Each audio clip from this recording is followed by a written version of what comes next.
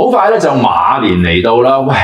馬年嚟到，我唔可以唔會一會佢咯。喺度，我要沾下你啲旺氣啊，師傅。我就係新年嘅 icon 嚟嘅。冇錯，同你係唱歌嘅 icon 一樣啫。正啊！今次我哋過風百科揾嚟嘅，簡單啦，紅當當。希望大家嚟緊咧馬年都會係紅當當嘅麥玲玲師傅啦。好啦，今次咧我哋會分開呢3個部分。係。愛情、健康同埋工作嘅，好啦，首先咧嚟一個愛情先啦。想問下師傅啦，我撇除唔好理究竟咩生肖先。係，如果我哋要喺馬年旺愛情嘅話，喂，有啲咩嘅必殺技？嗱，基本擺位啦，即係因為都要擺啲花嘅。咁啊，如果過年前大家又未買花，咁我覺得買多少鮮花啦，顏色鮮豔嘅花啦，真嘅花、真嘅植物其實可以催旺個人緣嘅。咁擺放方位係需要啱啦。咁每年都有桃花位嘅。咁啊，今年嘅桃花位咧就喺屋企中間接近中間嘅位置。係啊，咁你成間屋咧個四邊就打個交叉睇下中間係第一邊。但係如果你話喂好壓定，我啱啱我聽咗咁冇可能擺到嘅，咁當然有啲人擺桃花都會咁嘅喎，擺喺中間度繞住個圈。咁但係我覺得香港小屋擺桃花㗎啦，咁你就接近中間又唔阻你行嚟行去嘅位置，你擺盤花，擺盤蘭花，擺盤真正嘅細少少嘅植物，咁都可以令個人際關係好啲，同埋令個桃花運旺少少嘅。即係啦，嗱，我呢個迷思啊，我哋成日以為咧旺桃花嘅話要擺桃花，唔係嘅，唔使一定嘅，任何花都得，只不過桃花係傳統上大家已經叫稱即係習慣咗啦。覺得桃花本身就係同感情有關，係因為《詩經》嘅影響啦，即係傳統嘅作品影響。咁所以，但係我自己覺得其實好多時，尤其是一啲大嘅花，或者你甚至乎好似一啲泰式嘅擺法，一盆水 and then 浮啲花喺上面，嗰個吹桃花仲快。哦，係啊，即係有水喎會好啲嘅。好啦，佢靈動力強啲嘛。我就想問啦，水嗱，通常因為我有種植㗎嘛，水同土咁變咗，如果係要喺桃花位嘅話咧，係水正啲嘅。快啲！如果你話好急啊、好趕住啊、好 urgent 啊、有界有啲人真係要㗎，咁你就用水嗰個方法咯，因為佢個靈動會快少少嘅。咁但係如果你話唔係啊，我都即 look for 一啲比較長遠嘅桃花啊，唔好又嚟一啲假虛幻。而家年代唔同啦，唔使追求咁長遠嘅人家。咁你中意長遠嘅實在啲嘅，咪嚟種咯，係啊。哦 ，OK， 好啦，但係調翻轉問啦，有冇邊一啲花係唔可以擺喺桃花位？習慣上唔係好中意擺有刺嘅花嘅，其實玫瑰花唔算係一個好嘅選擇。係啦，有刺咧係會令到成件事可能拗撬多咗啊，冇咁和諧啊咁樣咯。所以好多時咧，如果真係即係顏色鮮豔嘅花，咁我哋擺桃花位啦。咁但係亦有一啲位置喺我哋嚟講咧，係可以令大家即係拍緊拖嘅朋友少啲拗撬嘅。係咩啊？係啦。就係我哋都會有一個叫即係三碧是非星嘅位置喺西面嘅，咁即係你屋企西面，咁你唔好即係你會俾一張圖大家睇啦，一陣間係啦，咁然後跟住咧，我哋通常嚟講咧喺即係西面呢個位置咧，因為係大家拗撬嘅位，咁就唔好放植物啦。唔好放植物，因為三碧是非星本來就係屬木嘅，水生木。如果佢見水見木，就更加是非，係啦，小就是非，大就官非，咁所以就唔適宜啦。咁但係如果你話喂，我擺啲咩好啊？擺啲紅色嘅嘢，木生火。你紅色嘅嘢係啦，擺盞紅色嘅燈啊，你擺紅色玫瑰都得喎，但係你要去晒啲葉咯。去晒啲葉，然後淨係9朵，唔係紅色咯，9朵玫瑰，淨係唔要綠色葉，因為呢個位唔見得綠色。去晒啲葉，sorry，係啦，明白。咁佢就有刺啦，係啦，留翻一刺，留翻啲玫瑰，9朵，9呢個數字係屬火嘅，咁啊木生火，咁就可以將個是非星減低。但係嗱，我又想問啦，呢又係好八卦啦。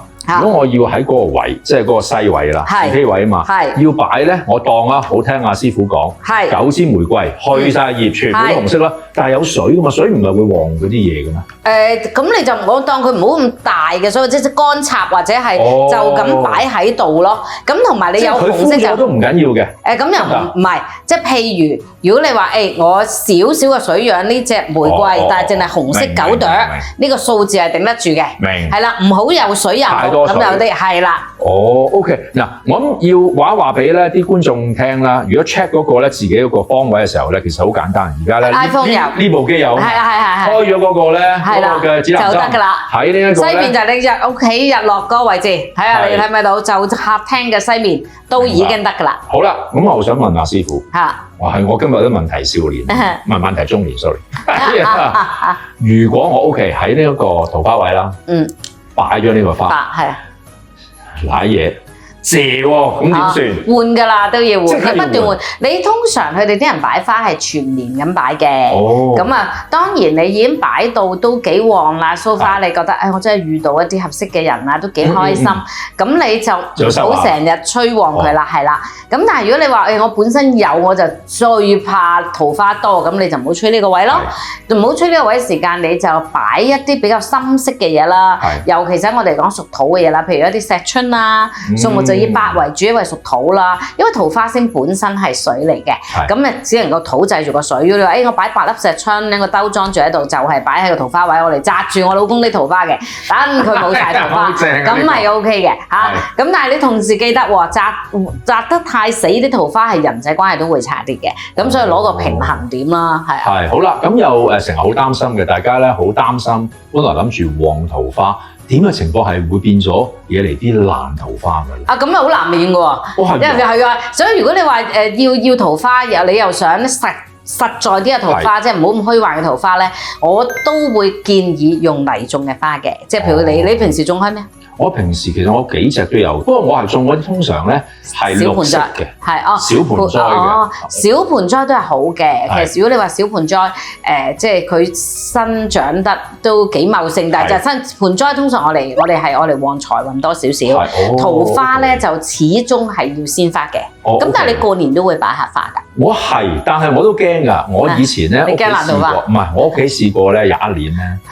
我阿爸好多年前啦，佢身體唔好，跟住我阿媽咧，佢有個習慣啦，每年都會買花㗎嘛。嗰一年咧係謝晒，而我阿爸咧係走咗。係。所以變咗我哋係會好驚咧，農曆新年嘅時候咧，嗰個意象咧太強啊。都係，因為其實家宅運咧好多時係反映咗喺啲寵物、植物嘅情況，尤其是中國人，你話佢迷信又好，你話講意頭又好，花開富貴，嗰年啲花開得靚，你全年心情好，做嘢信心都大啲。一嚟嗰盆花有咩嘢，所以真係驚㗎。即係如果你講究啲，其實連棵花入屋嘅時間，你都要即係揾個靚日子，係啦。咁但係當然你突然間有時候話，嗰都唔係話咩啊？我記得有一年我送一盆花俾阿陸永，阿陸永啊，嗰陣時啲細路仲細啊嘛，砰打爛咗，佢就好驚爛啦，就好驚，即係咁你嗱一聲補翻盆啦。但係你個心入邊都係會凝住噶嘛。跟住年我都有送花俾佢，佢就覺得好順，即係好好嘅。咁唔係因為你送啊，所以特別開心啦。我今年唔係同埋你嗰棵係咪有啲靈氣啊？貴啲咁解啫，靚啲嘅蘭花啫。咁啊，所以大家都會嘅，即係譬如你話，如果送到嚟啲花有啲咩嘢，或者佢真係今年唔多開兼且借咗你喺心態上係驚嘅，所以你一定有時有啲替補又好，或者你穩陣少少。好多人擺植物都會係咁嘅，尤其是當你愛嚟有啲風水吹旺嘅時間咧，咁就一定要有即係譬如就算富貴竹又好，花又好，你有得換啊，即刻 replace 咗佢，見到佢唔多對路嘅話，咁就即係你就放心少少嘅。咁所以亦都就你話齋啦，新年尤其是人丁嘅嘢啦，咁其實因為花草樹木咧係反映咗嗰間屋嘅氣場嘅。如果靚好嗰年係好，啲嘢係開得特別靚啊，特別旺盛啊咁樣。係咪嗱？我自己種花咧就唔係因為啲咩風水嘢嘅，我自己只係覺得感覺好似舒服啲。梗係啦，係。個氣場咧入到去嘅時候咧，好似咧清新啲嗰個嘅 feel 嘅。於是我嗰個辦法咧就係我會專咧揀一啲咧容易養嘅花。係啱。確實啦，如果好難養啲，我試過咧係買一啲水蓮定睡蓮啊。哇！好難搞，連我一個咧已經係咧，我係成日同我啲接待都會傾偈嘅。喂 ，hello， 即係嗰啲嚟，都好難搞。哦，係㗎，有啲好矜貴㗎嘛，同埋有即係香港嘅天氣啦，比較熱啦，所以有時你話鮮花同埋太容易枯啊，又要換啊嗰啲都論盡嘅，揾啲襟養少少、簡單啲咁多係好啲嘅。係啊，好嗱，跟住我又想問咧，關於愛情嘅嘢咧。係。嗱，而家呢個年代咧，正如阿師傅所講啦，喂，而家都好鬼 in 㗎啦。係啊，新世代嗰啲人咧，嗰種嘅相處嘅模式咧，已經唔同晒㗎啦。咁我想問啦，同居嗰個我當咧嗰個人咧，佢係比較啦信呢啲風水啊、迷信嘢嘅話咧，同居同嗰個結婚嗰個間屋嗰個處理咧，都係關於咧愛情啊、感情嗰啲嘢咧。有冇唔同嘅咧？咁睇你住幾日啦，我覺得簡單啲嚟講，一齊住。你而家啲人唔 commit 㗎，而家啲人即係好少話。當然結婚咁啊，假設佢哋同一間屋啦。咁而家好多時就係即係大家你有你住，我有我住，我完過你呢度，你有我咁嗰啲，跟翻自己屋企風水啦，我覺得。咁但係如果你會都真係幾穩定地一齊住，咁就咁啊同結婚冇分別㗎啦。你個擺嘅佈局都係嘅，反而啲人嘅考慮就係話到底。跟邊個去擺咧？無論顏色咁，你有時嘅男仔女仔個角色始終係唔同噶嘛。有啲就算你係兩公婆啊，好多時大家講緊嘅可能嘅用神，即係你用嘅顏色同我用嘅顏色或者方位都會唔同。咁到底就邊個好咧？嗱，就其實好現實嘅呢個世界就係就出去揾錢嗰個嘅。咁你如果你話家之主係啦，咁但係啦，出揾錢話第一啦，第二睇佢收入穩唔穩定。如果你話我哋通常佈局咧就係貨唔穩定嗰個，因為咁佢如果你話佢唔係喎，另外嗰個做公務員好穩定嘅，咁咪唔會無端有錢㗎，除咗貪污係咪先？同埋嗰個唔使谷桃花啦。係啦，即係咁，所以喺桃花運方面或者財運方面都係以不穩定嗰個為主，或者以我哋叫做即係一家之主嗰個為主。明呢個 make sense。係啦，就係咁擺嘅。咁當然如果有啲位已經就咗其中一個，譬如書房嗰啲，咪就翻另外一個，大家攞翻個平衡咯。就係話用翻你頭先嗰啲。同埋如果你都已經一齊吹乜鬼嘢桃花啫？而家唔係玩啦，調翻轉啦，可能我同嗰個一齊啦，即係一個可能特別，可能係女士同男士啊，跟住咧個男士發現咧，咦，嗰個男嗰個咧，成日咧嚇有啲爛桃花，係啦，咁你就擲住佢㗎啦，就係好鬼花心嘅。好啦，咁有啲咩嘅方式可以幫手咧，去control 到佢咧？有冇？咁你留意下，我哋頭先話啦，即係嗰流年嗰個桃花位就梗係唔吹得啦。頭先我哋話擺石春啦，擺一個即係數量以8粒為主啦，就係因為土係黑水啦，咁令個桃花沉澱落嚟啦。咁以前咧亦都會擺隻公雞嘅，因為公雞喺我哋嚟講都係我哋化桃花嘅嘢，化桃花煞嘅嘢嘅，咁都係可以嘅。但係記住就係任何時間將啲桃花減到好低嘅時間，同樣嗰啲人緣運亦都係會低。咁你留心翻平時，即係譬如屋企有冇犯到一啲即係我哋嚟講係喺桃花上有啲嘅錯誤嘅，譬如有啲人可能好中意整一啲嘅叫水晶廚房、水晶洗手間，即係全玻璃嘅，有一段時間好流行嘅。逢係呢一類嘅地方咧，佢都會個感情運冇穩定嘅。點解啊？因為廚房多少都代表住一段感情運嗰個穩定性，因為灶頭啊，即係呢個係一個古代傳落嚟一個女主人啊嘅象徵嚟咁樣個位置。咁如果你話我又開放式廚房啦，又或者個門口衝住個灶頭啦，又或者我全玻璃嘅廚房啦，或者我廚房入邊好多嘅反光物料啦，都會令到係有一啲外在嘅誘惑，或者係個感情運唔係好 stable 嘅。因為近年係好興 open kitchen 㗎。都多㗎，但係如果你好大間屋冇所謂，我有一層係廚房嚟㗎，我都 OK。喂，有幾可能但係如果你得我唔係咁問，即係建議。如果你話喂唔係喎，我哋嗰啲 studio 式咁，你哋即係係咪都係啊？咁咧其實你就有影響嘅。咁有啲流動式嘅女主人可能會啱啲。明白，好啦，咁啊廁所係嘅，我都見過，我有啲 friend 咧玩性感咁樣咧，係啦，咁嗰隻又嗰隻嗰隻都會係引發一啲嘅即係外來嘅桃花或者啲三角關係嘅，咁所以我都會建議你，即係就算你好中意，你覺得好 romantic， 好似酒店個設計咁樣，我都會建議落翻啲簾或者做一啲嘅磨砂玻璃，係啦，咁你中意睇先開咯，唔係就即係閂翻去。而家嗰啲設計好容易嘅啫，係咪？我真係明，即係本身其實咧，如果呢一隻咁開放式嘅設計咧，你哋唔 prefer？ 我唔 prefer， 所以我哋好多時同啲 designer 會有唔同嘅意見嘅。大家成日都話，所以設計師有時未必好喜歡我哋，因為我哋改咗啲嘢。設計師可能佢諗住多啲鏡啊，多啲空間感啊，有一啲好靚嘅睇法。但係我哋一話我哋唔符合風水喎嗰刻，跟住我哋，所以佢哋成日都話風水佬畫一畫啊，泥水佬做到頭都白啊，即係我哋嗰度風嗰個咁。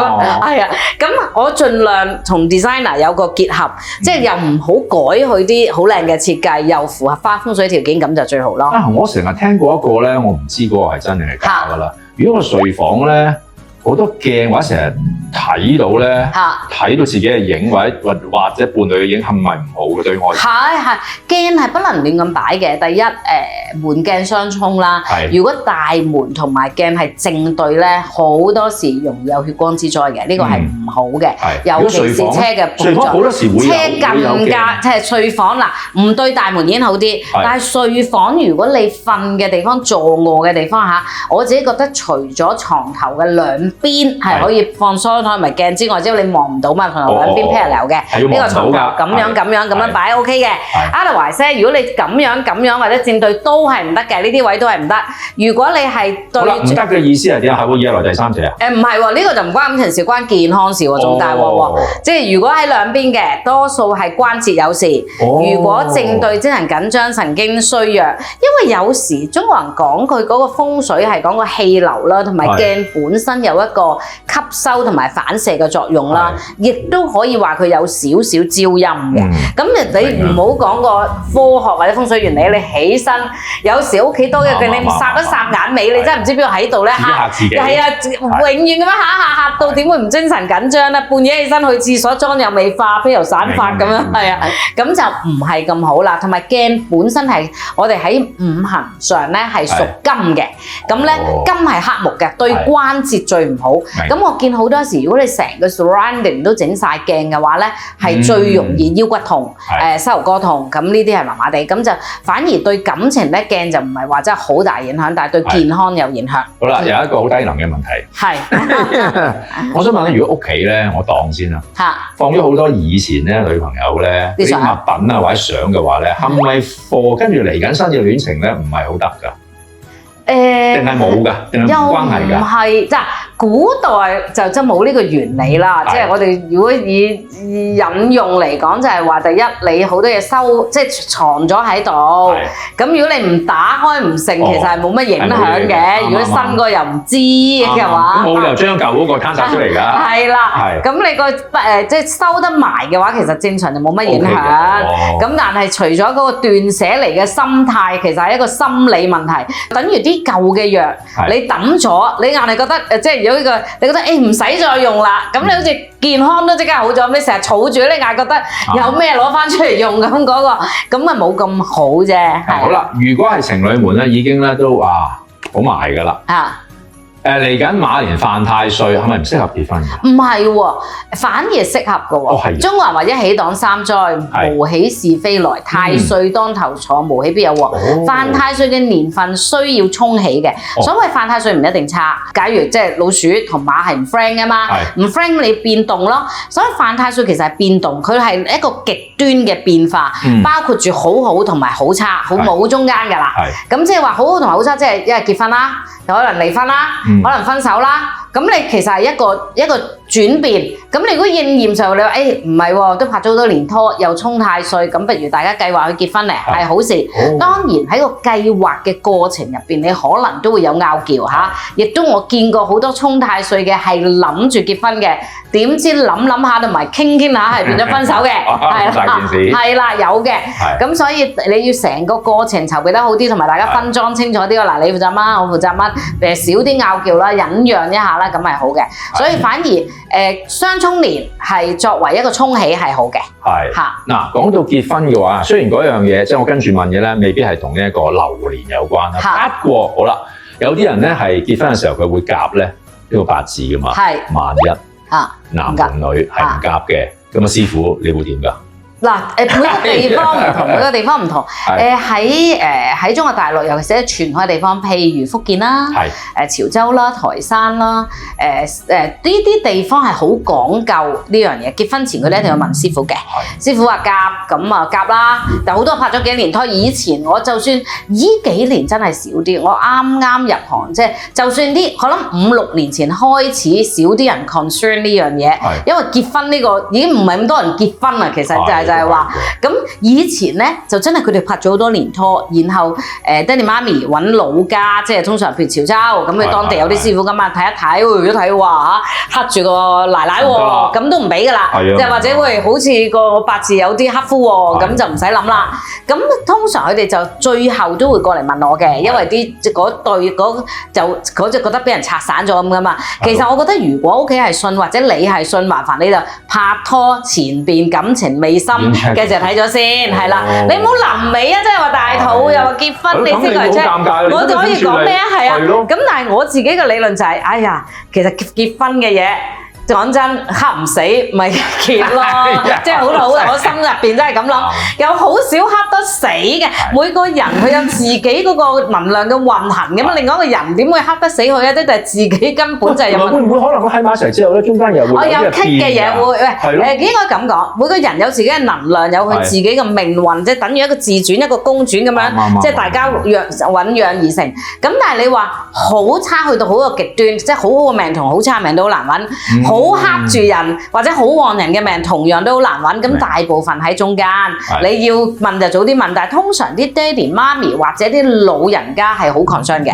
咁咧佢哋有時我都真係試過俾人問過嘅。話師傅嗱，而家我鄉下嗰個師傅咧，我老家師傅就係話呢個女仔咧就會黑死我個孫嘅。咁你點睇先？我話如果我睇落就冇咩喎。佢哋一齊咁多年啦，有咩都發生咗啦，係咪先？都係以個關係為準噶嘛，唔係你個結唔結婚噶嘛。咁我有咩？係咪你賠翻個孫俾我先？咁你點講啊？係啦，即係呢個。咁佢哋如果去到咁，你就即係要自己諗清楚係咪？我只能夠講翻我自己從玄學上嘅意見嘅啫。我自己就覺得。可能唔到嗰個位嘅，咁就睇下你哋，譬如係咪聚少離多啊，黑嘅程度又係咪真係咁黑啊？定係其實根本屋企人唔中意佢啊？有冇啲個人因素啊？咁你都可以兩個試下一齊先。如果佢哋一齊住咗好耐，又冇乜嘢喎，其實都真係可能係冇事嘅。但係心理狀態上，其實呢段婚姻如果得唔到啲長輩嘅祝福，往後都有佢嘅困難程度嘅。嗱，呢3個星期咧，我哋揾到咧就係玲玲姐啦，會出現喺國風百科啦。其實如果大家咧睇唔夠喉嘅話咧，嚟緊喎，你都有個世界最靈喎。係啊，會講一啲唔同嘅廟宇啦，有啲一啲新奇得意嘅嘢啦，全球唔同嘅廟我哋都會可能涉獵到嘅噃。哎呀，咁呢個我應該要叫阿陳淑蘭聽嘅，因為嗱，我講俾你聽咧，佢咧即係佢有個師傅同佢講，陳淑蘭啊，你嚟緊日子咧，主要做一樣嘢，去拜神啦，不斷拜神。我話咩嘢真係心誠則靈。OK， 所以佢而家真係咧，去世界各地咧，都係好事嚟嘅，都係啱嘅。好，咁我哋今集咧嘅國風百科差唔多時間啦，留意下星期啦。